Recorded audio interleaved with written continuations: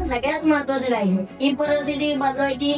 मागे एक राजकीय वारसा नाही की आपण एक सोन्याचा चमचा घेऊन जन्माला आलेलो नाही की आपल्या मागं कोणीतरी आहे तू लढ म्हणायला तू थांब म्हणायला बरं आपल्या त्यातलं ज्ञान पण नाहीये बरं एखाद्या नेत्याच्या विरोधात बोलायचं ते नेत्याची ताकद किती आहे काय आहे हे आपल्याला कसं माहित असतो शेतकऱ्यांसाठी लढायचं तर त्याला कुठेतरी एक आधार पाहिजे त्याला गंभीर साथ पाहिजे ते काय नसताना मी फक्त ठरवलं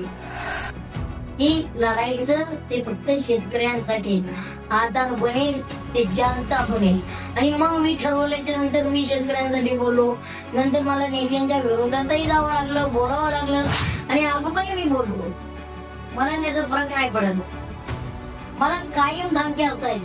माझी ट्रोलिंग बघा कमेंट बघा मग कोणाची कमेंट छान नसते ज्याच्या काय असतं ना पण मी काय म्हणत असतोय एक दिना ठेवा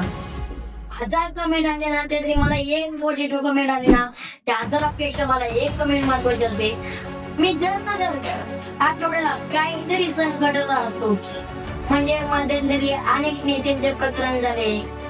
रस्त्याच्या मी रस्त्यावरती प्रत्येक गोष्टीवरती बोलतो माझे धमकीचे खूप व्हायरल झालेले शिवे दिलेले लोकांनी पण जसे आपण जर ठरवले दादा समाजासाठी जगायचंय तर या लोकांना घेऊन जमणार नाही बरं मी माझ्या स्वतःच्या हितासाठी मी माझ्यासाठी लढत नाही मला या समाजासाठी मला माझ्या शेतकऱ्यांसाठी लढायचंय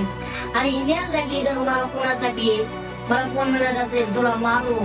तुला मी काही कमेंट मध्ये घाण बोलू तरी मला फरक पडत नाही पण मी लढत राहणार म्हणजे लढत राहणार